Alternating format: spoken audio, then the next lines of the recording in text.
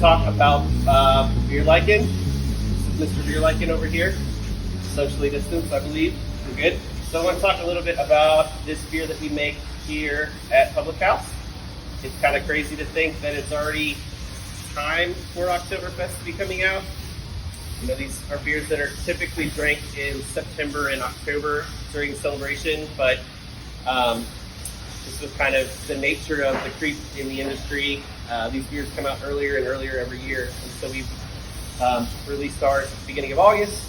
It's been out in stores now for a few weeks, a couple weeks maybe, so just want to take a little bit of time and talk to you about this beer, our process, how it's a little bit different, and what we do here to make this product. If you've been watching any of the series, you probably heard Matt and I talk a little bit.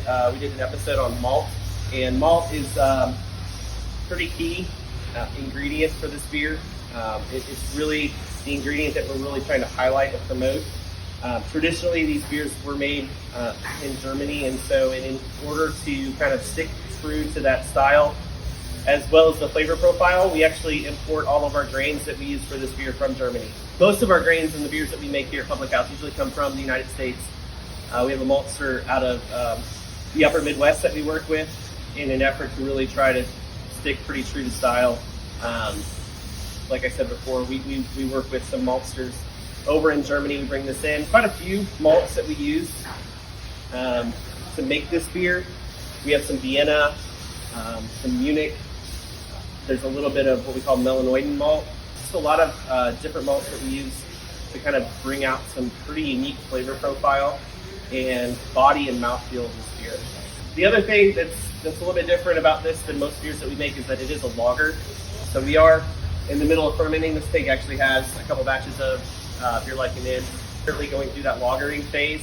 So we're lagering at a pretty cool temperature. When we do this, start this fermentation, we're typically starting off at around, could be 50 degrees Fahrenheit, and we'll let that go kind of far into the primary fermentation stages, and then we'll actually do a rest on it and let it raise temperature. That'll allow the yeast to kind of clean up any of the phenols and some of the esters and just kind of do some of the cleaning up of the product in general. Then we'll bring it back down to a lagering temperature. We'll keep it at that lagering temperature for probably the next 20 days or so, 15 days. And then at that point, we're going to move it out of the fermentation and we're going to go through filtration. So another thing that we do here that's a little bit different is our filtration. We actually do two forms of filtration on this beer. We use a device that we have over here, a DE filter, and we'll run it through the DE filter. That'll get out most of the solid materials that are left over during fermentation, about 99% of kind of the solid material. And then we actually run it through this guy right here, which is a cartridge filter, lenticular filter. And so this filter is kind of used to polish the beer, really clean it up, make sure that it shows brilliant when we pour it into the glass. And then we'll move it down to bright tank to start the conditioning. So the whole process for this beer does take a little bit longer. We're probably anywhere from 25 to 30 days to process this beer. Turn cycles on other beers that we do here that are ales, kind of about half that time, so we're in that 10 to 15 day range. So quite a bit more time that goes into this, but we think it's well worth the finished result. So, let's get this thing in a glass. A lot of different ways to open up a can. You know, you can use your teeth. I just prefer the old-fashioned way. Kind of crack it open. And we're going to pour it into our glass here. Ooh.